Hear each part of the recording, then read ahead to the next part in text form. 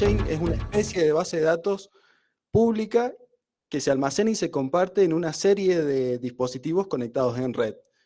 Block hace referencia a que los datos se almacenan en bloques secuenciales, o en bloques secuenciales, y chain a que esos bloques están conectados entre sí. Voy a ver si toco algo porque... A ver.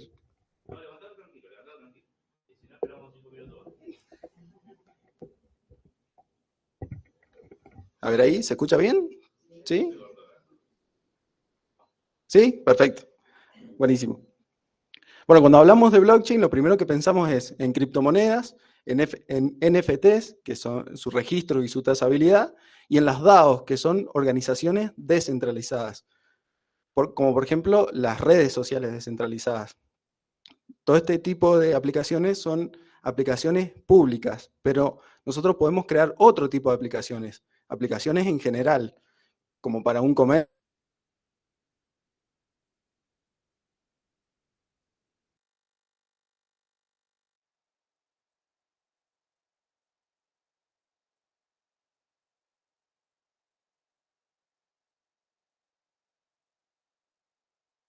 Esto. Ethereum es una blockchain completa que tiene un software, el cual se le pueden crear nuevas herramientas extendiendo a ese software. Y bueno, blockchain funciona más o menos así, es una aplicación por arriba. Existe una máquina virtual que se llama EVM, la cual es el software que se ejecuta y cuyo estado se comparte entre esos dispositivos. Cuando nosotros queremos correr una nueva aplicación, se ejecuta en el EVM, en esa máquina virtual. Después están los nodos, que son máquinas virtuales, que son las que están ejecutando la máquina, perdón, los nodos son máquinas reales que están ejecutando la máquina virtual y se comparten entre sí el estado de la blockchain. Después están las redes, que son conjuntos de nodos. Existen varios tipos de redes. Normalmente está la red principal de Ethereum, que es a la que todos nos podemos conectar, pero se pueden crear redes privadas. Después está el Ether, que es la moneda nativa, que es con la cual nosotros pagamos para que un código se ejecute dentro de la red o de la máquina virtual. Están las cuentas, los usuarios pueden iniciar cuentas, depositarles Ether y solicitar que un código se ejecute, o transferirle Ether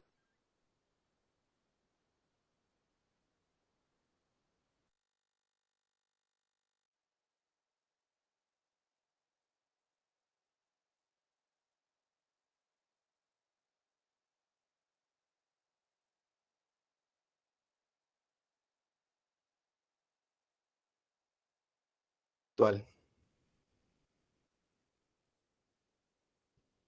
Entonces, blockchain nos ofrece una blockchain. Ethereum nos ofrece una blockchain completa con todos los elementos para crear nuevas aplicaciones. Normalmente se busca que estas aplicaciones se publiquen en la red principal de Ethereum, pero nosotros podemos crear otro tipo de redes de que sean privadas, donde los nodos no están conectados a la red principal de Ethereum, sino que los definimos nosotros, esos nodos. Hay varios tipos de redes privadas, pero hay un tipo que se llama de consorcio, donde el mecanismo de consenso, se ejecuta entre nodos de confianza. Entonces esto nos permite a nosotros crear múltiples soluciones con estas herramientas y con las ventajas que tiene esta herramienta. Estas ventajas son que cualquiera puede solicitar el acceso o crear nuevos servicios en la blockchain, que nadie puede negar o denegar el acceso a un servicio, y que a los servicios se accede de forma anónima. Entonces veamos cómo estas características pueden ser aplicadas para resolver un problema real. En este caso, un desafío al que se enfrentan las organizaciones es el de ofrecerle a sus integrantes un canal seguro para registrar quejas, denuncias, irregularidades, sin miedo a represalias. La solución de este problema se respalda en la capacidad, en la necesidad de que haya un canal seguro para registrar estas quejas, que esa comunicación que se hace de un integrante de una organización hacia la organización sea segura y confidencial, y que también que quede un registro digital de esas quejas para después poder ser tratadas o gestionar o tomar decisiones. Entonces, como solución, se plantea el desarrollo de una DApp o aplicación descentralizada que permita conectarse a una red, generar una queja, una denuncia y que quede registrada en una blockchain. Bien. Bien, y ahora les voy a mostrar cómo fuimos trabajando cada uno de los elementos de Ethereum para poder crear esta aplicación. Lo primero que necesitamos es una red de nodos a la que los usuarios se puedan conectar. Nosotros creamos una red que se llama Fernet, que permite a los usuarios acceder por medio de una wallet y simula una red de consorcio, una red de nodos. Esta red se puede desplegar en cualquier organización y está formada por los dispositivos de la organización, las computadoras, los servidores, los routers. Lo siguiente que se necesita son cuentas. Para esta demostración lo que hicimos fueron crear 10 cuentas, cada una con su clave.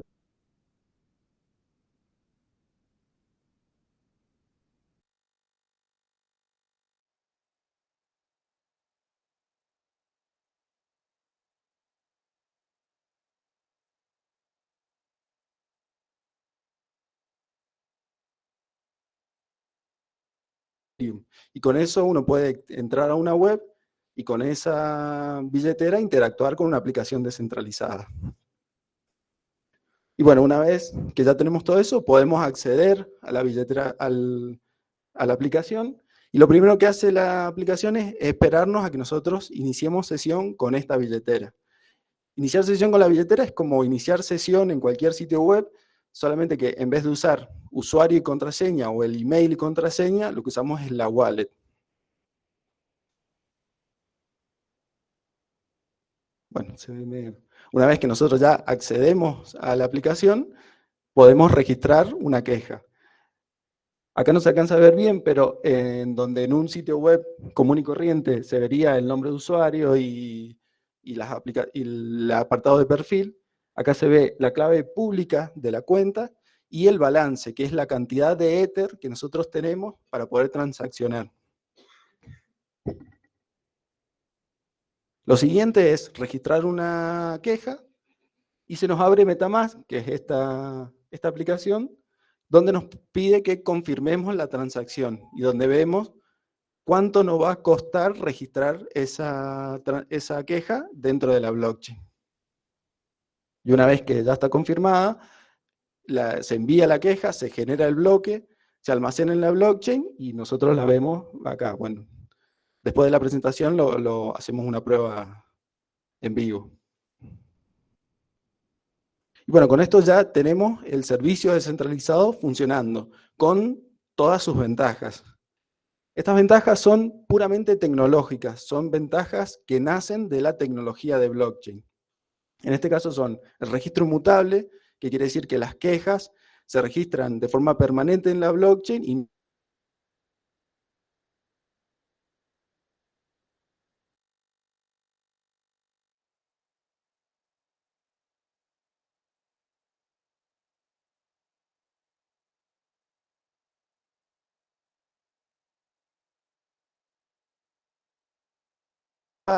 se pueden deployar o se pueden ejecutar en cualquier entorno corporativo o de una institución.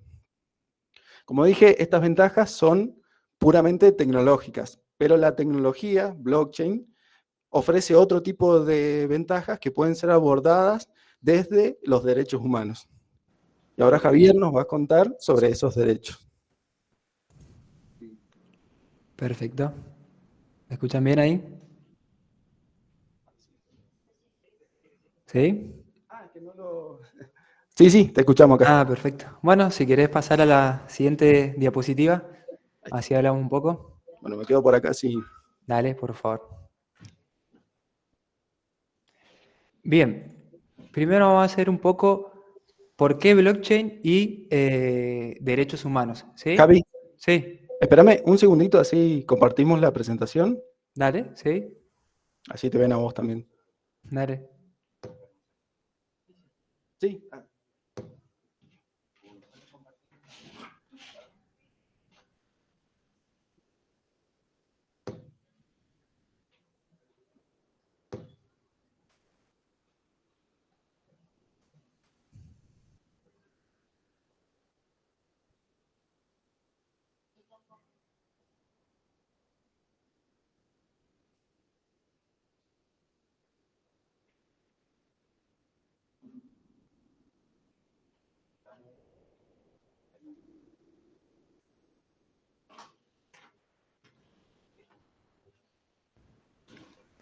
Ahí está, Javi, ahí ven la ¿Está? presentación y te ven a vos.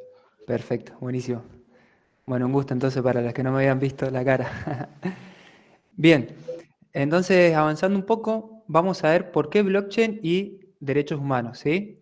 Bueno, blockchain, si bien es una tecnología que lleva algunos años desarrollándose, ha tomado auge o relevancia en los últimos años, ¿sí? Y si bien puede llegar a tener otras aplicaciones en el derecho, como el smart contract, en criptomonedas, regulación de fintech y demás, ¿por qué lo relacionamos con derechos humanos? Porque ahora vamos a ver algo muy importante que son los derechos humanos de cuarta generación y dentro de ellos, por ejemplo, tenemos el derecho al acceso a la información y a los medios de tecnología, ¿sí?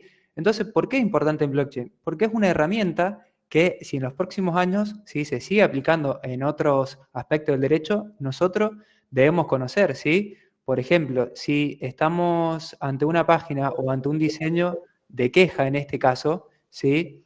Y nosotros realizamos a través de una interfaz, como la que veíamos en las diapositivas anteriores, una queja, por ahí desconocemos el mecanismo que hay detrás. Entonces no es lo mismo que esté basado en una tecnología blockchain a que no, para aprovecharnos y ventajas, ¿sí?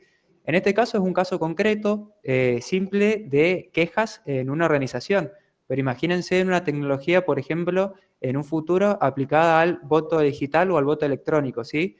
Nosotros nos vamos a querer asegurar que se aseguren nuestros derechos humanos, nuestro derecho a participar, a votar, ¿sí? Libremente, y tenemos que conocer nosotros como ciudadanos qué tecnología, por ejemplo, hay detrás de esa elección, ¿sí? Por eso es muy importante conocer estas tecnologías y tener en cuenta que actualmente el mundo de las nuevas tecnologías están muy metidas entre nosotros hoy en día y es importante también darle un tratamiento desde el derecho, reconocer estas situaciones y empezar a regularlas o empezar a hablar de esto, ¿sí? Por eso unimos en este sentido, aprovechando las ventajas que vimos en la diapositiva anterior, aprovechar esa ventaja tecnológica en la utilización y protección de nuestros derechos, ¿sí?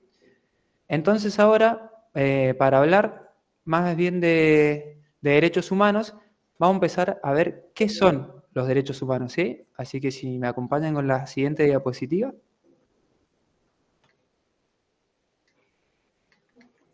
No quiere pasar. Bueno, me quedo por acá.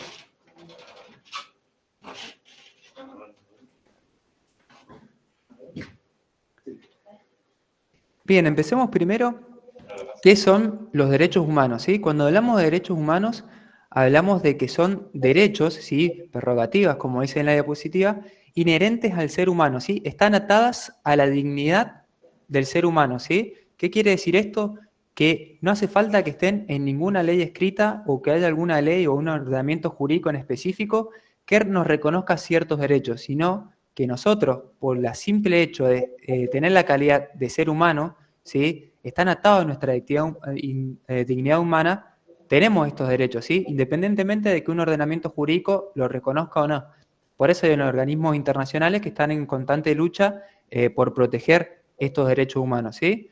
Entonces esto es muy importante porque si nosotros le damos la entidad de derechos humanos, ¿sí? A los nuevos derechos de cuarta generación, que no nos adelantemos, ahora vamos a ver qué es, ¿sí? Vamos a ver que independientemente de que un ordenamiento jurídico lo reconozca o no, son nuestros y deben ser reconocidos, ¿sí? Así que bueno, para hablar un poco de derecho humano de cuarta generación, ¿qué es esto? ¿Por qué derecho de cuarta generación? Vamos a ver esto, ¿sí? La evolución de los derechos humanos. ¿Por qué hablamos de generaciones de derechos humanos, ¿sí? Cuando hablamos de generaciones de derechos humanos es una clasificación de tipo histórica, ¿sí? O oleadas de reconocimiento histórico que se le han hecho a los distintos derechos humanos que han ido apareciendo, ¿sí? No significa que tengan uno más importancia que otro, sino es como un conviven en ecosistemas, ¿sí? Bien. En un primer momento tenemos los derechos humanos de primera generación, ¿sí? Que son los llamados derechos civiles políticos, son de carácter más individual, ¿sí? Y nacen con el proceso revolucionario de la independencia de las colonias británicas como Norteamérica o de la Revolución Francesa, ¿sí? Estos derechos, sí, se ven que el Estado, la obligación de respetar ciertas libertades fundamentales a cada uno de los ciudadanos, ¿sí? Poniéndolo un ejemplo, por ejemplo, el derecho a la vida, a la integridad física, a la libertad, a la igualdad ante la ley, ¿sí?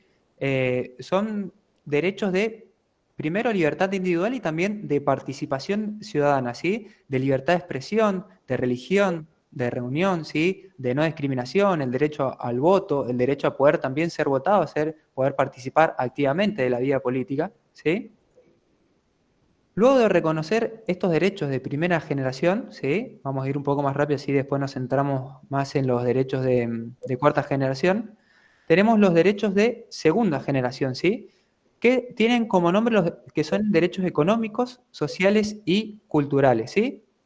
¿En qué nos basamos en esto? Es que están fundados en la idea de igualdad y acceso garantizado a bienes y servicios, ¿sí? Acceso a la igualdad de oportunidades, tanto económicas, sociales como culturales, ¿sí? Para poder tener estos derechos individuales que digamos en primera generación, como la libertad, la participación del voto, la participación de la vida política, también nosotros necesitamos ciertos derechos que nos aseguren esa interacción, ¿sí? Por ejemplo, el derecho a la educación, ¿sí? Nosotros para poder participar de la vida política, reconocer nuestros derechos, poder elegir libremente a quién votar, ¿sí? ¿Con qué idea conjugamos mejor? ¿Con qué esas ideas de libertad necesitamos un derecho a la educación? Para tener un derecho a la educación también necesitamos gozar de buena salud, ¿sí? Para gozar de buena salud necesitamos también derechos, derechos a una buena alimentación, ¿sí? Una seguridad social, al acceso a un trabajo, ¿sí? Bien, después de estos derechos de segunda generación nacen los derechos de tercera generación, ¿sí? Que son llamados derechos más colectivos o de solidaridad, ¿sí? Estos derechos de tercera generación son el derecho, por ejemplo, al medio ambiente, a los pueblos originarios, a ciertas agrupaciones, tanto como el derecho de las mujeres, el derecho de los consumidores, ¿sí? Y se entiende entre ellos, por ejemplo, el derecho a la paz, al desarrollo y a la protección del medio ambiente, ¿sí? A un desarrollo sostenible, ¿sí? En- Estos son más que nada derechos de cooperación entre grupos, ¿sí? Y naciones para Javi, afrontar estos problemas de manera global, ¿sí? es que justo se cortó la videollamada. ¿Querés Ah, empezar de vuelta desde los derechos de tercera generación? ¿me escucharon los de segunda? Sí, sí, sí. Sí, no hay problema. Sí, no, estaba comentando que cuando nacen los derechos de tercera generación, ¿sí? Ya más en la mitad del siglo XX, son derechos más bien colectivos, ¿sí? Donde también se pone el foco en ciertas minorías, como el derecho a la mujer, el derecho a los consumidores, a los pueblos originarios, ¿sí? Y se entiende más a la cooperación entre grupos y a las naciones para enfrentar problemas globales, tanto como el medio ambiente, porque por ejemplo la naturaleza y el medio ambiente no conoce de fronteras, ¿sí? El derecho a la paz, al desarrollo, a la protección del medio ambiente. Entonces, son derechos más colectivos y se enfocan en una esfera global, ¿sí? Estos son derechos o clasificación de estos derechos de tercera generación, una clasificación clásica totalmente reconocidos, pero ahora nos metemos en una nueva teoría que es si existen o no o aparecen ciertos derechos de cuarta generación, si estamos ante derecho de cuarta generación o no, ¿sí? Como explicaba anteriormente, el derecho de las nuevas tecnologías ha adquirido una gran importancia en los últimos años, en los últimos tiempos, se han ido integrando en la vida cotidiana de las personas de una manera que no nos damos cuenta que no podemos separarnos un día sin su uso, ¿sí? Todo el tiempo estamos con el celular en el bolsillo, estamos en la computadora, ¿sí? Ahora se utilizan los medios de tecnología para encender luces, para controlar electrodomésticos, se utilizan para clases, para realizar trámites, para hacer el monotributo, ¿sí? Ahora cada vez nos vamos migrando más, ¿sí? Al uso de las nuevas tecnologías, a un nuevo espacio que también es llamado como ciberespacio, ¿sí? Esta interacción que tenemos con los medios tecnológicos crean nuevas realidades, ¿sí? Ahora las realidades pasan a través de un nuevo plano que es el ciberespacio, ¿sí? Nosotros muchas veces nos manejamos con las nuevas tecnologías en el ciberespacio. Entonces, estas nuevas realidades, el derecho también debe adaptarse y darle una respuesta, reconocer si ahora hay otras necesidades, ¿sí? Como hablábamos anteriormente, el acceso igualitario a la red, a la tecnología de la información, el acceso igualitario a una educación que nos permita conocer cuáles son esas tecnologías, ¿sí? El acceso a la no discriminación para poder acceder a estas nuevas tecnologías. Entonces, estas situaciones deben ser reconocidas, más en mi opinión, por ejemplo, a darle tratamiento, ¿sí? El derecho debe adaptarse a estos productos, a estas realidades producto de las relaciones humanas y las tecnologías de la información. Y entonces se sustenta la necesidad de asegurar a todos los individuos el acceso a las tecnologías de la información, ¿sí? A ver si pasamos a la siguiente diapositiva ahora. Hola. ¿Se cortó? Sí, Javi. Uy. Sí, Javi, tenemos la compu de acá se desconecta, no sé. Ah, bien. ¿Dónde me quedé? Justo cuando estabas hablando de los nuevos derechos que nacen por las nuevas tecnologías. Bien, bueno, por ahí me repito un poco, pero lo vuelvo a aclarar, ¿sí? Bueno, había aclarado esto que el desarrollo de las nuevas tecnologías, ¿sí? Han adquirido gran importancia en los últimos tiempos. Ya no podemos estar un segundo sin separarnos del uso de las nuevas tecnologías. Y producto de estas nuevas realidades, ¿sí? Que crean la interacción de las relaciones humanas a través de las tecnologías de la información, como explicaba anteriormente, no sé si se me escucharon, que ahora utilizamos las nuevas tecnologías para todo, para controlar luces, electrodomésticos, para realizar trámites, para pagar el monotributo, para realizar transferencias bancarias, para realizar inversiones, lo utilizamos para estudiar, para crear videoconferencias, ahora se puede estudiar una carrera enteramente desde una computadora o un celular. Entonces, todas estas necesidades, sí, realidades, perdón, dan lugar a nuevas necesidades. Y estas nuevas necesidades que crean nuevas realidades les tienen que dar una respuesta al derecho, ¿sí? Como hablábamos de esto de el libre acceso a las tecnologías y también a la información, a una educación que nos permita conocer cuáles son esas nuevas tecnologías. Entonces, por eso nacen, por eso decía que podíamos pasar ahora a la siguiente diapositiva, una nueva generación de derechos humanos. Ah, acá estamos, perdón. Ya habían pasado. Ahí lo vi. Los denominados derechos de cuarta generación, ¿sí? Tienen que ver con una limitación del acceso a las condiciones necesarias, ya sean técnicas, económicas o culturales, que permitan el desarrollo de forma más avanzada de participación pública, de intercambio, de libre expresión de ideas y de interacción en lo que es el ciberespacio, ¿sí? Se diferencian, por eso es una nueva generación de derechos humanos, de las anteriores, es que aprovechamos el uso de las nuevas tecnologías, ¿sí? Para crear nuevas realidades y aparecen nuevas necesidades, tanto individuales como colectivas, ¿sí? Estos derechos tienen como un horizonte lograr que cada institución se esfuerce por promover el respeto a los derechos y libertades que se aseguren tanto en el ciberespacio como en el mundo físico, desde su reconocimiento y también para que las organizaciones, por tanto pueden ser proveedores de servicios, usuarios individuales, el Estado, organizaciones privadas, instituciones públicas, aseguren también la información y el acceso no discriminado a los humanos a las tecnologías de información. Bien, ahora sí podemos pasar a la siguiente diapositiva.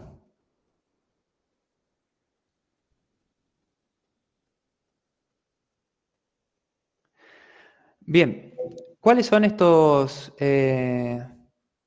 derechos de cuarta generación? Primero, el derecho al acceso a la información, entendido también a la tecnología de la información digital, ¿sí? Para que todos, de forma igualitaria, podamos conocer y, como veníamos diciendo anteriormente, gestionar nuestros derechos o nuestras libertades a través del uso de las tecnologías. También aparece algo muy importante, que es el derecho a la privacidad digital, que es la protección de nuestros datos personales, ¿sí? Porque los datos personales ahora han tomado una gran relevancia y tienen incluso un valor económico muy grande. No es lo mismo una filtración de datos, por ejemplo, hace 40 años, que actualmente, donde si nos roban nuestra identidad pueden cometer ciberdelitos, caer en grandes estafas, usar nuestra cara para estafar, ¿sí?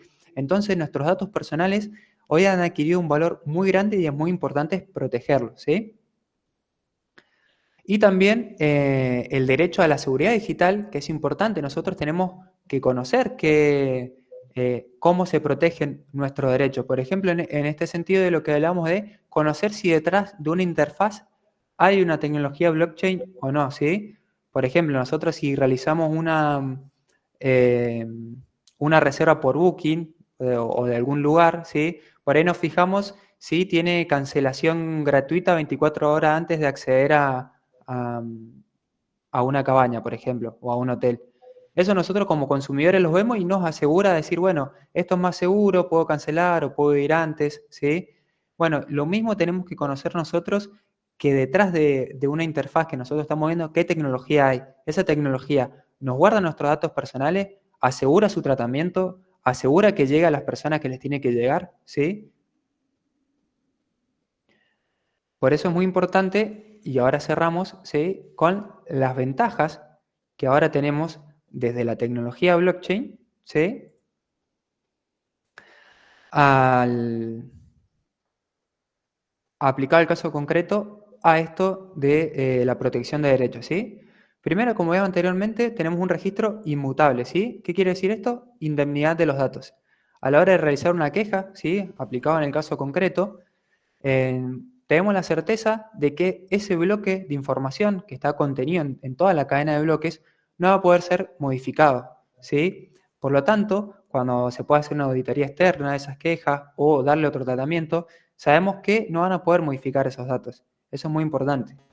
También es importante el protocolo de anonimato, como veíamos, de la protección de la identidad y de los datos personales, que tiene gran relevancia. Y relacionado con el punto 1 también el acceso a la información, ¿sí? Esto le da transparencia a un proceso, por ejemplo, de queja, o si después lo llevamos más adelante, por ejemplo, a unas elecciones, a un voto digital, un voto electrónico, eso le va a dar más transparencia, ¿sí? Y esto es muy importante también, es que se puede almacenar en redes privadas o redes blockchain internas, lo que asegura el tratamiento de la información y la inmediatez con los medios de prueba, ¿sí? Porque en esto de los registros, ¿sí?, por ejemplo, medios de pruebas como mails, ¿sí?, si en algún momento una organización tiene acceso, por ejemplo, a un mail institucional y puede borrar los datos de un correo electrónico, por ejemplo, y si es de Gmail, después, para poder acceder a esa información que siempre queda, tenemos que ir a un servidor que tal vez es de Google, que esté en el exterior, ¿sí?, por ejemplo. Entonces tenemos que pedirle a Google que nos dé acceso a esa información y demás, y puede ser un proceso muy engorroso, nos puede alejar o hacer imposible el llegar o recuperar esa prueba. En cambio, hacer una red y tener un registro inmutable y estar en una red privada, en una red interna, tenemos inmediatez en el tratamiento de la información y resguardo de los medios de prueba, ¿sí? También esto es importante que como derecho humano de cuarta generación que están naciendo, conocer estas tecnologías y pensar que no es un futuro muy lejano o que son tecnologías que aplican grandes corporaciones o grandes organizaciones, ¿sí? Por ejemplo, acá hicimos un ejemplo muy concreto donde desarrollamos un programa muy simple en el que se puede aplicar cualquier organización pequeña o mediana empresa, ya puede aplicar esta tecnología blockchain en el tratamiento de, por ejemplo, de quejas, ¿sí? Y también se puede aplicar para otras aplicaciones como aplicaba antes, Smart Contract y demás, es importante empezar a hablar o traer al debate esto, decir, bueno, estas son las ventajas tecnológicas que tenemos y las ventajas tecnológicas las aprovechamos para estas ventajas jurídicas o de protección de derechos. Pero también es una ventaja que trae el debate, es ver qué desventajas tiene o qué otras tecnologías nos pueden asegurar mejor los derechos, ¿sí? Por eso, bueno, quería cerrar con esto, que es algo muy importante esto que hablamos, derechos humanos de cuarta generación, acceso a la información, acá lo estamos haciendo, estamos accediendo a conocer un poco más de las nuevas tecnologías. Bien, gracias, Javi.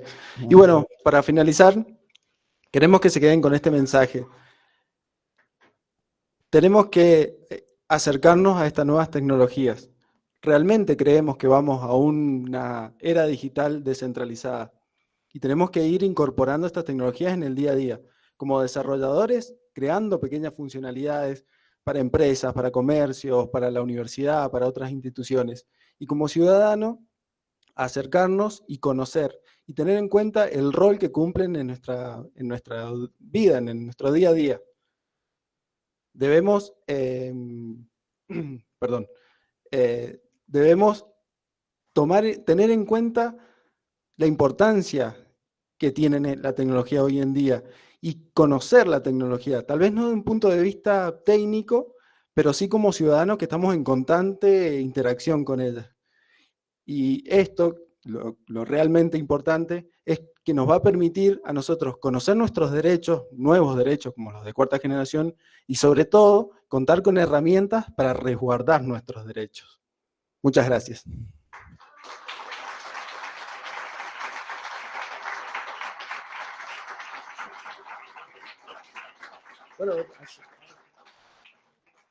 Bien, gracias Mati, gracias Javier. Ahora abrimos una etapa de preguntas para los que tengan duda, quieran preguntarle a los chicos. Son todos oídos. Bien, tanto los que están presentes como la gente que está conectada en el Meet. A ver si... Yo tengo una pregunta. Sí. En el proyecto, ¿cómo manejar los éteres? ¿Le das infinitos éteres? Bien, eso... no me van a... Bueno, Lucas acá nos pregunta cómo se manejan los éter dentro de esta aplicación de quejas. Cuando uno crea redes privadas, se puede asignar la cantidad de éter que se le deposita a un usuario que se conecta a esa red, sobre todo cuando se conecta por primera vez. Además, los éter funcionan como una cuota de uso dentro de la aplicación. Por ejemplo, en este caso, nosotros a cada cuenta le dimos 2 éter para que puedan registrar pruebas. Entonces, en una organización...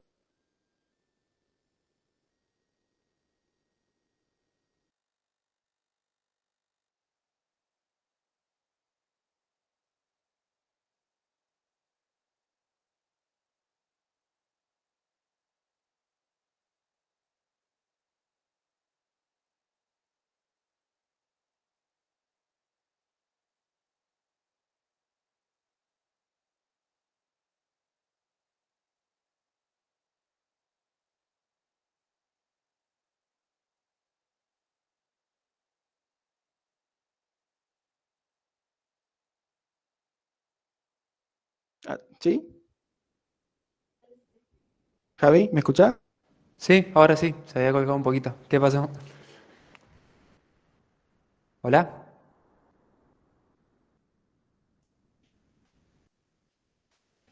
Se salió de la presentación. Sí, a ver si vuelven a entrar. Es que la UM... En realidad es la aula magna.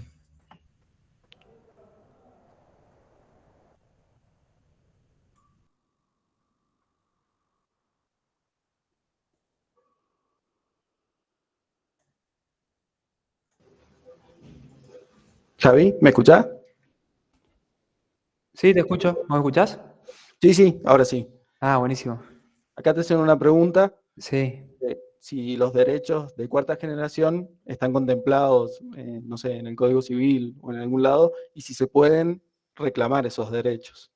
No, todavía no están reconocidos por un ordenamiento jurídico, pero como hablábamos, se pueden reclamar en el sentido que son derechos inherentes a la dignidad humana. Entonces, si nosotros los reconocemos como derecho a derechos humanos, ¿sí? Por más que un ordenamiento jurídico no lo reconozca, nosotros lo podemos reclamar en ese sentido o subsumirlo en otros derechos, ¿sí? Por ejemplo, se puede ver desde el tipo de derecho a la educación o derecho a la, dentro de los derechos de segunda generación, de los derechos de igualdad de oportunidades, de derechos económicos, ¿sí? Vemos que son como derechos más específicos los derechos de cuarta generación, entonces por eso está discutida también si son o no de cuarta generación o se pueden englobar en los demás derechos, ¿sí? Pero en ese sentido, si bien no hay una norma específica de derechos humanos de cuarta generación, se puede buscar la vuelta por ese lado. Bien, perfecto. Sí, Consultarle, bueno, a los dos, si en la actualidad con el servicio que se brinda a través de las distintas redes, uno puede tener la certeza de que todos los datos están asegurados o cómo podemos llegar a saberlo. Si hay algún, digamos, o a través de algún abogado, a través de algún ingeniero informático, si se puede llegar a conocer si podemos proteger todos nuestros datos. bien. No sé, Javi, ¿escuchaste? No. Sí, un poco. Se escuchó ¿Querés, bajito, pero escuché. querés responder? Sí, básicamente es lo que hablábamos, ¿sí? Conocer qué tecnología hay detrás de esa interfaz, ¿sí? Por ejemplo, se puede hacer o alguna auditoría o que algún organismo reconozca que en esta aplicación se utiliza blockchain, ¿sí? Blockchain es una tecnología que asegura los datos porque, como lo explicó Mati al principio, es una cadena de bloques, ¿sí? En cada bloque de la cadena está contenida la información. Esa información está a su vez conectada con todos los demás bloques, entonces todos contienen la información. Y ese bloque, una vez creado, no puede ser modificado, ¿sí? Por eso, para asegurar estos datos, es necesario que se utilice la tecnología blockchain en el sistema. Eso es lo que nos asegura los datos, la utilización de esta tecnología en específico. No sé Claro, si... por ejemplo, en una aplicación web común, cuando uno inicia sesión, ve como su apartado de perfil y ve la foto que uno eligió y su nombre y su apellido. En ese caso uno no sabe o realmente no sabe del todo si sus datos están siendo protegidos. Cuando uno se registra en algún sitio web, normalmente uno tiene que marcar en la casillita que dice acepto los términos y condiciones y he leído la política de privacidad. No sé si hay alguien acá que haya leído una política de privacidad.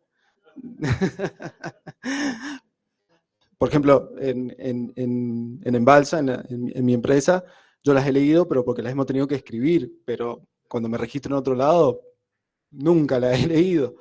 En cambio, cuando usamos una aplicación descentralizada que utiliza blockchain por detrás, como nosotros no accedemos con nuestro perfil real, sino que entramos con una clave pública, nos aseguramos de que nuestra privacidad está protegida.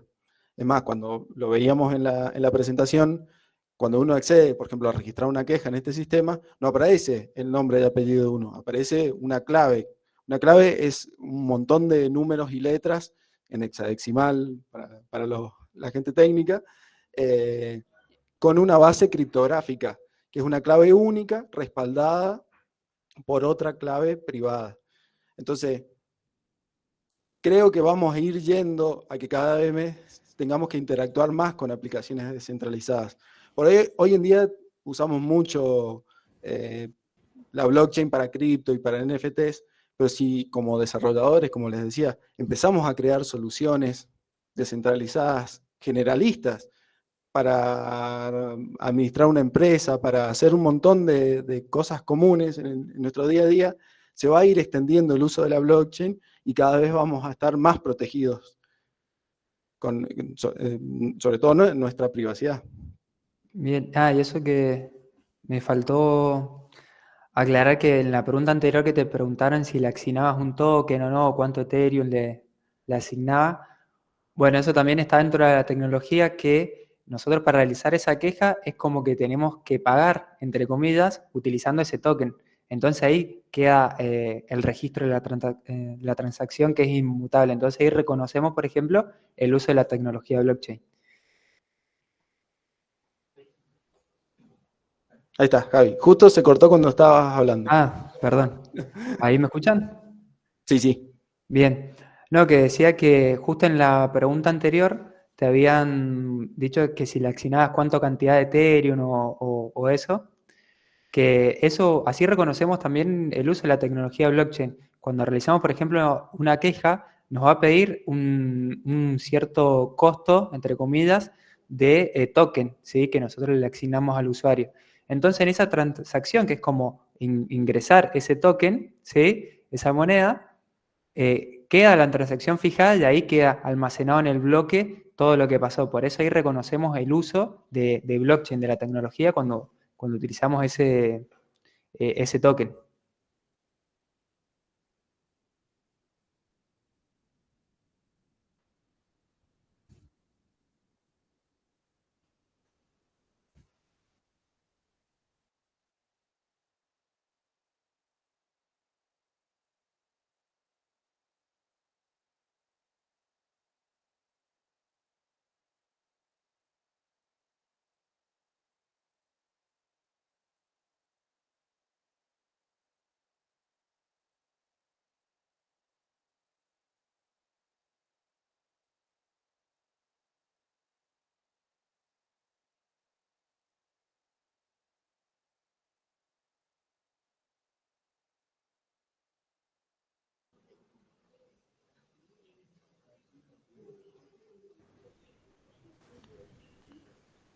¿Alguna otra pregunta quedó?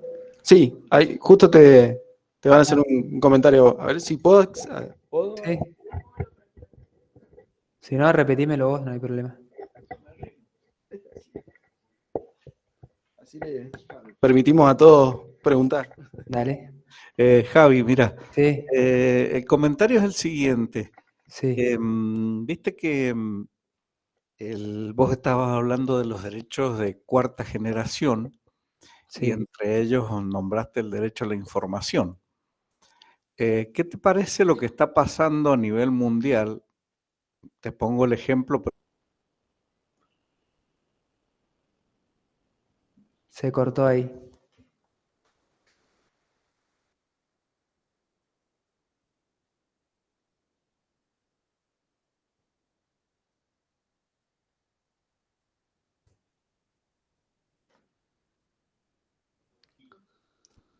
Si me pueden repetir de vuelta, que se cortó desde el principio, básicamente. Sí, bueno. Bueno, mira, la idea es la siguiente, o sea, vos Sí. hablaste derechos de cuarta generación Sí, y que tenemos derecho a la información. ¿Qué opinión te merecen los bloqueos de X en Brasil, en otros países y de otras aplicaciones digamos, sobre todo, por ejemplo, me llama la atención el bloqueo que hay a nivel informativo en Cuba, por ejemplo, pero también China tiene bloqueadas aplicaciones, no tiene permiso para todo. Entonces, ¿qué te parece a nivel de los derechos de cuarta generación eso que pasa aquí en el mundo? bueno, eso para mí básicamente sería una violación a los derechos de cuarta generación, y por eso es importante empezar a reconocerlos. Por eso hablamos como estos derechos de primera, segunda y tercera generación han sido como conquistas a partir de la Revolución Francesa y demás, ¿sí? Se han ido ganando estos derechos de primera, segunda y tercera generación. Y a la hora de derecho de cuarta generación, yo creo que tiene que haber algún protocolo, algún tratado internacional que le dé tratamiento a esto. Javi. Sí, ¿se cortó? Sí. Bueno, va de vuelta entonces. No, que decía que para mí sería una clara violación a estos derechos de cuarta generación, pero es importante empezar a reconocerlo, empezar a hablar de ellos, ¿sí? Porque los derechos de primera, segunda y tercera generación han sido como conquistas, ¿sí? De los derechos de primera generación con la Revolución Francesa y demás, son conquistas que de a poco se han ido reconociendo y decir, bueno, para asegurar esos derechos, ¿sí? Necesitamos estos nuevos, ¿sí? Por eso, la libertad de expresión, por ejemplo, ¿sí? Actualmente, si nos cortan la posibilidad de usar X o de acceder a ciertas noticias o a ciertas redes sociales, ¿sí? Hoy la opinión y la libertad de expresión pasa por las redes sociales. Entonces no podemos dejar de lado que es una nueva realidad y tenemos que permitirle a todos darle ese acceso. Por eso es importante que en algún momento se llegue a algún tratado internacional o reconocimiento en general de estos derechos humanos de cuarta generación. Entonces, si en un ordenamiento jurídico en específico, como por ejemplo puede ser de algún país en específico, coarta estos derechos, ¿sí? Desde la comunidad internacional sí se le puede dar tratamiento.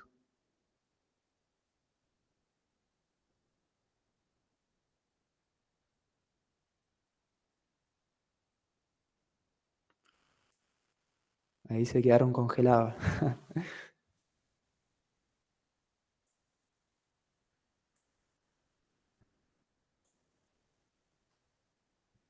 Nativa que tenga blockchain.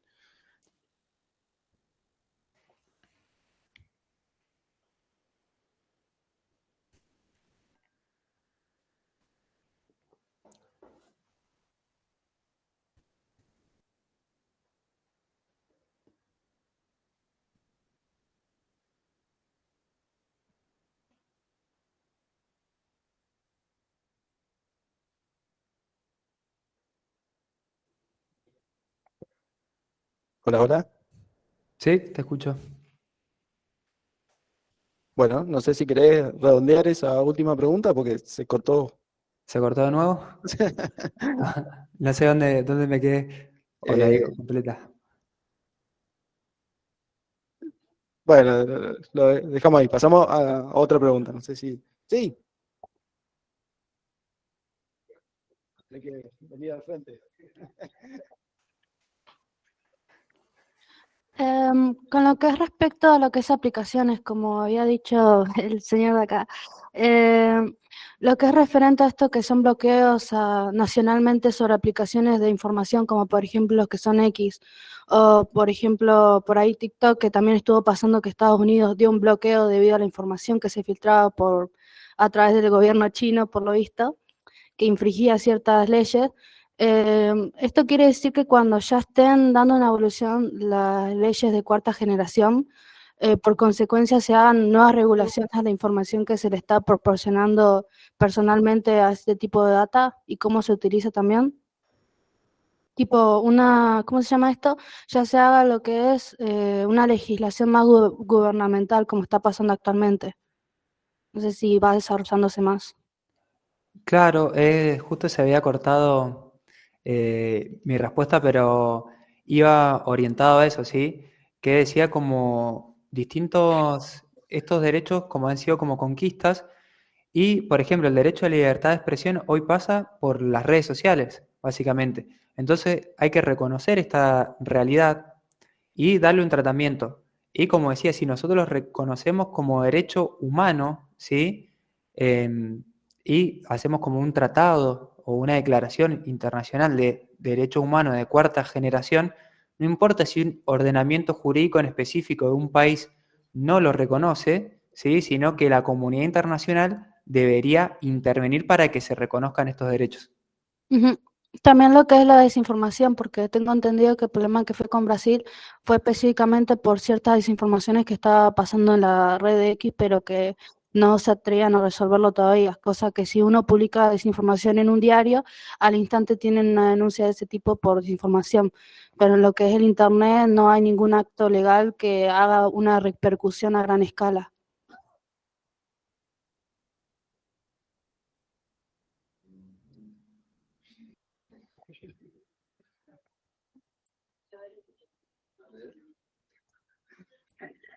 ¿Javi? Sí, Eh, ¿qué? ¿Escuchaste la pregunta que te hicieron? No, escuché que no, escuché un poco nada más. No sé si me escucharon mi respuesta, sí. Sí, sí, sí. Pero Ah, después. sí. Después me preguntaron de vuelta. Sí, un comentario más, a ver. Ah, sí, si lo pueden repetir. Entonces, por consecuencia, también tendría que haber también una intervención sobre la desinformación que se está propagando, porque en lo que es el Internet tampoco hay mucho registro ni tampoco cierta legislación para castigar lo que es la desinformación a gran escala, que fue algo que pasó con Ah. Brasil y X. Por Ah, eso se sí, salió. la fake news y demás. Sí, eso también es otro tema de tratamiento, pero eso en general con cualquier uso de la opinión pública, siempre estamos en eso, también a veces se llama colisión de derechos en cuanto le damos a la libertad de expresión y en cuanto a la desinformación o a la alteración o el intento de desviación de grandes masas. Pasa en otros Ujú. sentidos como, por ejemplo, haciendo un paralelismo, el derecho a huelga, que es cortar una calle, con el derecho a la libertad de paso, por ejemplo, ¿sí? Ujú. Siempre son colisiones de derecho en el cual hay que encontrar un equilibrio. Lo mismo con lo que es la IA también, ¿no? Eso se tendría que encontrar. Claro, exactamente. Sí, con respecto a la IA, ya en Europa ya se le ha dado un protocolo de, por ejemplo, cada vez que se está tratando con una IA, ¿sí? La IA se tiene que reconocer como tal, por ejemplo. Y hay todo además un protocolo para poder que nosotros como humanos reconocer y que se diferencie cuando estamos tratando con un humano y cuando no, y que haya cierta diferencia. Las personas también puede ser. Exactamente. Bueno, un comentario de lo que pasó en Brasil. El tema cuando multinacionales, sobre todo empresas tecnológicas que se hacen muy grandes de golpe, muchas legislaciones de países piden que haya una oficina oficial de la empresa dentro del país en el que van a operar. Por ejemplo, para que Google funcione en Argentina, es necesario que haya una oficina de Google dentro del país. En Brasil lo que pasó es que por diferencias políticas, también económicas, porque se cree que es porque Twitter, todo el mundo le dice Twitter, ¿no? Vamos a lo que no está ganando dinero, entonces retiró su oficina.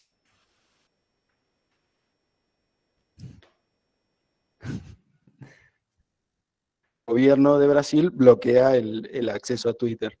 ¿Qué pasa? Si esto tuviéramos un Twitter descentralizado, que en vez de correr en servidores, corriera en una red blockchain, con que haya un nodo dentro de Brasil, ya se cuenta como que la empresa tiene servidores o oficinas dentro del país. Entonces se podría solucionar. Se podría hacer ese tipo de sistemas en cualquier país que bloquee un servicio en Internet. Bien digo.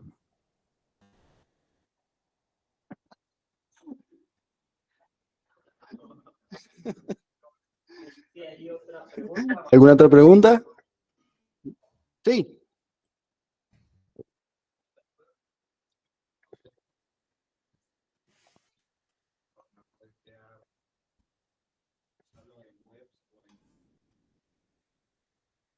Sí, el problema es que hay que construir o desarrollar nuevas aplicaciones para la blockchain.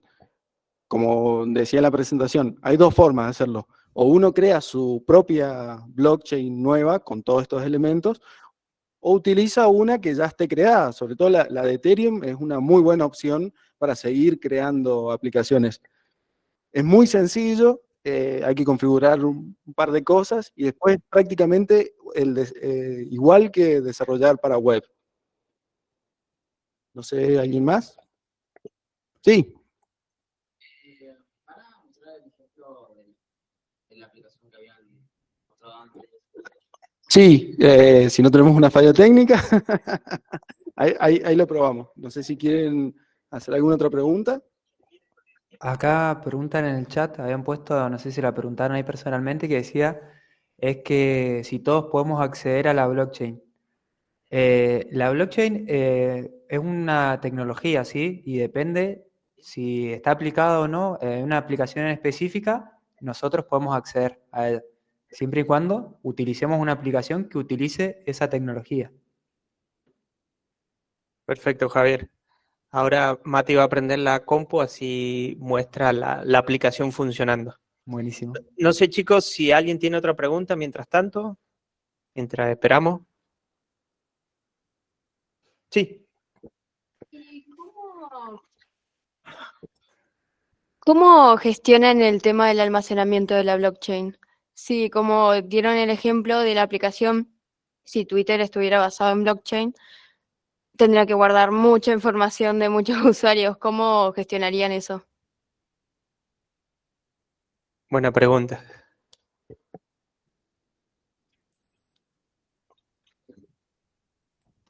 Es un poquito complicado de entender, pero a ver si lo explico.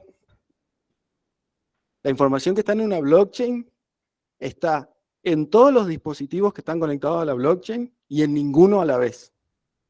Entonces, ningún dispositivo tiene acceso completo a los datos que están. Pero sí, la idea es que mientras más nodos se conecten, mientras más dispositivos estén conectados, se distribuya mejor la información, entonces se pueden almacenar mayor cantidad de datos. Se cree que Bitcoin funciona con su blockchain, con su propia blockchain, y cuando empezó ocupaba unos pocos megas en cada dispositivo, y hoy en día toda la información de Bitcoin ocupa más o menos unos 400 gigas. Pero está distribuida en cada dispositivo que está conectado a esa blockchain. Y esto de que se pague por ejecutar un código es también un mecanismo de, ¿cómo lo puedo decir? De incentivo a que cada vez más gente conecte sus dispositivos a la blockchain, en este caso a la de Ethereum. Entonces, por cada vez que se juntan, cada vez que se conectan nuevos dispositivos, la blockchain de Ethereum crece, y cuando se ejecuta nuevo código, se paga lo que se llama gas, que es como esa comisión por usar la red, y se distribuye entre los dispositivos que ejecutaron o llevaron a cabo ese nuevo código. Así es como se maneja la información. No sé si quedó claro. De paso avisamos que mañana, la charla de mañana es de Bitcoin y blockchain, así que pasamos el chivo.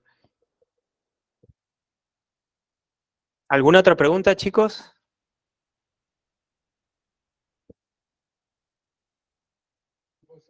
¿Sí? En el caso de redes sociales, si nosotros usamos blockchain, ¿no deberíamos como monetizar nuestras opiniones en ese caso? En el sentido de, la blockchain estaría monetizando nuestras interacciones, ¿no sería así? No, lo que estaría haciendo, por ejemplo,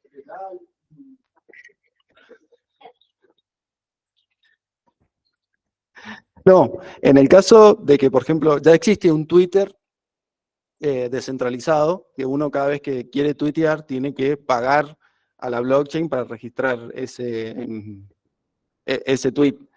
Lo que se está haciendo es que vos estás accediendo a un servicio que en teoría es gratuito, pero estás pagando por el uso que estás dando. Como no hay nadie que controle la blockchain, no es que alguien está ganando dinero, sino que se le está dando la comisión a la red de dispositivos que te permitieron a vos registrar el Twitter.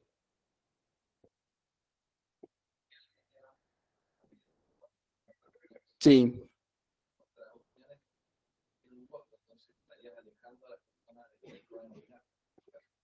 Sí, la idea es que, bueno, se pueda acceder de cualquier forma y que todo el mundo tenga la libertad de expresarse. Pero por ahí en ese caso se limita, porque hay que pagar por acceder a ese, pero también se mantiene el control. En estos Twitter descentralizados, que hay varios, baja la tasa de hate o de fake news, porque como hay que pagar, uno no va a gastar en insultar a otra persona o decir una mentira dentro de la blockchain. Yo creo que va a haber un tiempo que van a existir los dos servicios. Va a existir el actual y cansado Twitter y un par de nuevas aplicaciones que van a ir dejándonos de a poco ir descentralizándonos como usuarios y también como empresas, para que no haya una persona que diga, bueno, a tu tweet no le gustó a nadie, lo vamos a borrar. O vos no podés acceder más como usuario de Twitter. Sí, y también con respecto a eso, que si bien tiene un costo, si bien cuando hablamos también de otros derechos humanos, también tienen un valor económico. El acceso a la educación, el acceso a la salud pública, por ejemplo, tiene un costo y también hay que ver, por ejemplo, desde el Estado le da una respuesta de decir, bueno, aquellos que no pueden acceder a cierta educación o cierta salud, hay hospitales públicos, hay diferentes mecanismos para salvaguardar, perdón, esos derechos. Entonces también, o sea, por más que aparezca un costo a la hora de utilizar esta tecnología, también hay que dar otra respuesta que si bien todos los demás derechos, como vemos, son económicos, sociales y culturales, tienen en algún sentido un valor económico, un costo, y hay que darle respuesta o darle una oportunidad a aquellos que no pueden acceder a ellos, pero no por eso dejar de darle crecimiento o uso a las nuevas tecnologías. Mati, la inteligencia artificial, ¿qué papel juega en esto? Bien, la relación con inteligencia artificial, la inteligencia artificial permite optimizar la tecnología, formas de cómo distribuir mejor la base de datos, como dijimos, una base de datos que está en varios dispositivos, cómo se distribuyen esos datos en una red descentralizada. Y a medida que se va aumentando la capacidad de la inteligencia artificial, nos permite generar nuevas herramientas, bueno, como ChatGPT o estas herramientas para generar código. Es mucho más sencillo decirle, bueno, escribime un smart contract en Solidity para registrar tal datos y obtener un código valioso que después se pueda publicar en una blockchain y que funcione. A ver, vamos a ver si podemos hacer...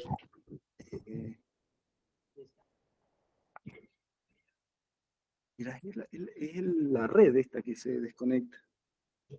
Ajá. A ver si me puedo... Pará, no importa, conectarte, pasa esto. Dale. No sé si hay alguna otra pregunta mientras tanto. ¿Alguna pregunta más? Si no, probamos, hacemos la demostración.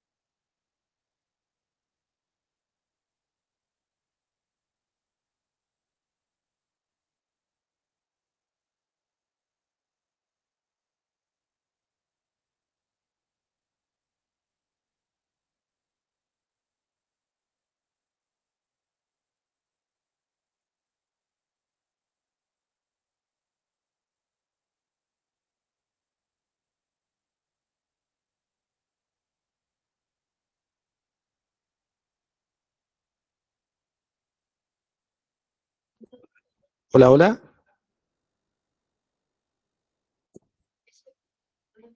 No, ahora lo presento. Ah, es que no estoy conectado.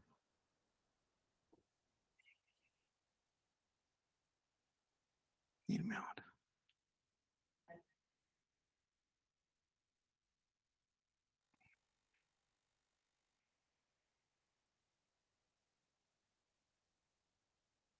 Presentar.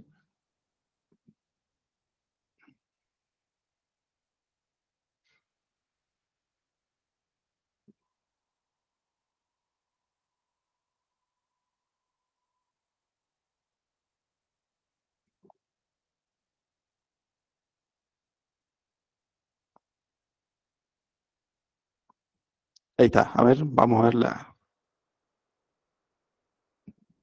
¿Acá se ve bien? Sí.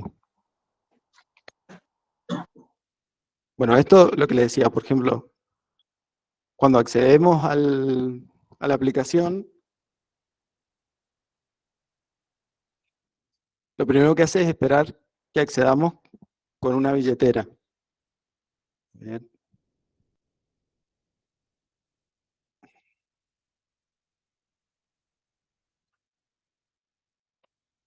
Me está tomando la billetera.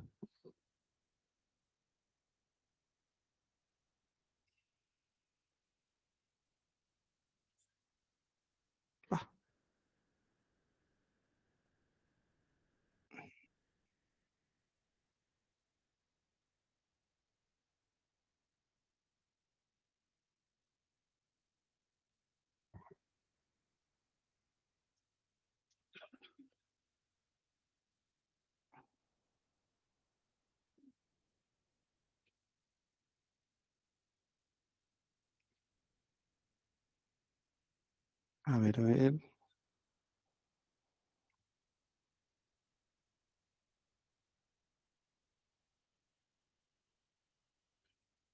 Ahí está. Esta es la aplicación. Esto es lo que yo les decía, que acá, en vez de aparecer el usuario y contraseña, aparece la clave pública de nuestra cuenta y la cantidad de Ether que tenemos para transaccionar. Como esta es una red de consorcio, el administrador de la red de consorcio puede ser el que asigne la cantidad de Ether que uno tiene dentro de esa red.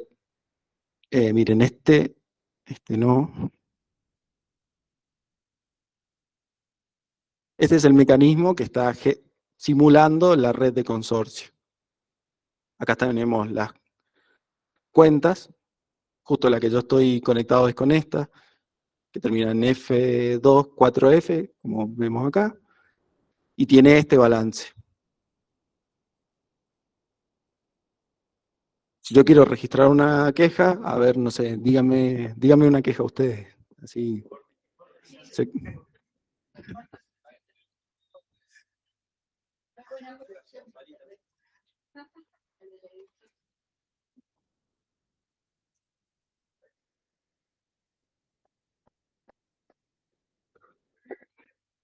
Cuando le damos a enviar la queja, se nos abre, este es MetaMask, esta extensión, y acá nos va a decir cuánto es que nos va a salir generar esa queja. Acá se ve que estoy conectado a la red Pernet. ¿Cuánto es la tarifa estimada? ¿Cuánto es el total? Y si le doy confirmar, notifica que la transacción fue realizada. Y, a ver, que hay que recargarla, ¿no?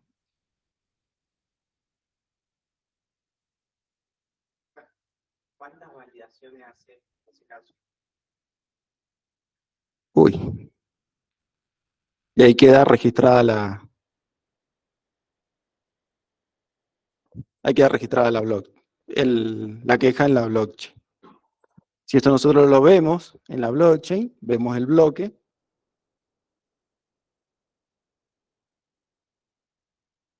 A ver, este es el bloque 6, el que tiene nuestra queja. Y en la blockchain nos dice cuándo fue generado, cuánto gas usó. El gas es la comisión que se paga por usar la blockchain. Acá, bueno, desde qué cuenta a qué smart contract se envió la comisión para que se registre. Y si la analizamos, acá vemos la denuncia que nosotros hicimos. O sea, esto ya está dentro de la blockchain. Así es como más o menos funciona. Por ahí este tipo de sistemas simplifican varios pasos. Por ejemplo, el de iniciar sesión, el de tener que registrarnos. Ya con nuestra wallet entramos, el servicio está disponible, sí o sí tiene que estar disponible porque nadie nos puede bloquear el acceso. Podemos registrar una queja, un tweet descentralizado o subir un archivo en algún sistema y deberíamos poder hacerlo por la comisión que nos cobra la blockchain.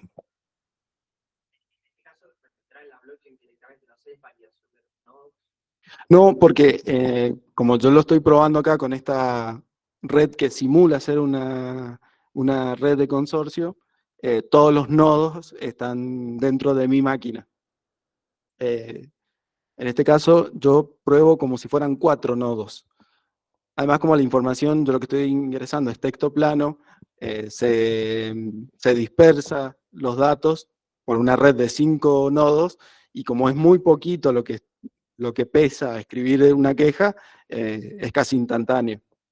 En otros sistemas donde los nodos son muy grandes, se pueden usar bases de datos intermedias o bridge para saltar de una red a otra y que los ciertos nodos sean encargados de validar la información y guardarla. Existen muchos tipos de nodos, no lo hemos hablado ahora porque es una parte técnica, pero hay nodos que solamente validan información, hay nodos que solamente almacenan la información, eso se llaman nodos ligeros, y después hay nodos que hacen todo, que se llaman nodos completos, que además de guardar la información y validarla, pertenecen al listado de nodos que se encargan de llevar a cabo el mecanismo de consenso. Para que esta información, para que esta queja quede dentro de la blockchain, todos los nodos conectados tienen que estar de acuerdo de que la información es válida y que no hay un error en que se pagó la cantidad correcta, que no hay un error entre quién lo envía contra qué smart contract se quiere registrar la queja. Así que no sé, ¿alguna otra pregunta? ¿Alguien que se le ocurra alguna idea para descentralizar y la quiera contar?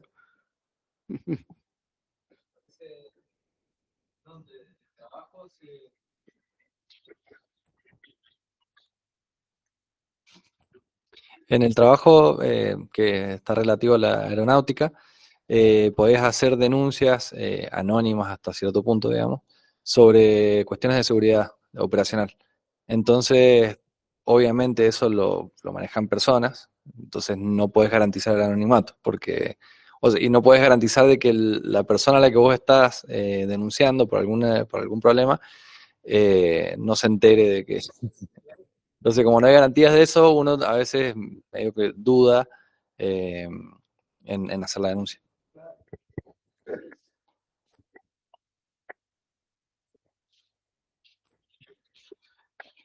Porque, bueno, es una aplicación bastante sencilla, pero resuelve ciertas cosas. Por ejemplo, como decía mi hermano, si hay un sistema online de quejas, nadie nos garantiza que el administrador de ese sistema vea que registramos una queja y justo sea contra él o contra un amigo dentro de la empresa y borre esa queja. Entonces, nunca queda registrada. Se sabe que uno se quejó, pero se perdió esa queja. Entonces, de esta forma, no hay forma. Hay forma de eliminar la queja o de modificarla, pero como eso generaría un nuevo bloque en la blockchain, para atrás siempre podemos encontrar cuál fue la queja original o si se borró. Bien, no sé, ¿alguien más? ¿No?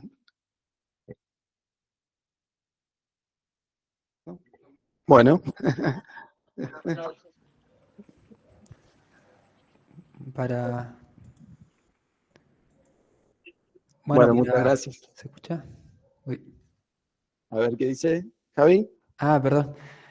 No, para cerrar más que nada es lo que estábamos hablando todos y es lo que se veía. Los derechos de cuarta generación es muy importante conocer de ellos para empezar a ganar terreno en eso, ¿sí? Como vimos, los de anteriores han sido conquista y cuando en los primeros derechos de primera generación en la Revolución Francesa, por ejemplo, quisieron poner un límite a la monarquía, se dieron cuenta de que existían ciertas libertades que necesitábamos, libertades políticas, libertades de expresión. Nosotros hoy en día también tenemos que reconocer que hay nuevas realidades y que nosotros tenemos que exigir también y luchar por nuestros derechos humanos de cuarta generación.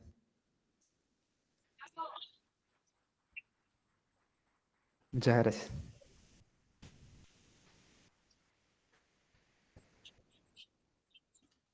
Bueno, muchas gracias Javier, muchas gracias Mati, la verdad que espero que les haya servido, estuvo muy buena la charla y bueno, si no hay más preguntas, lo esperamos mañana con la segunda charla del Open Week. ¿Vamos?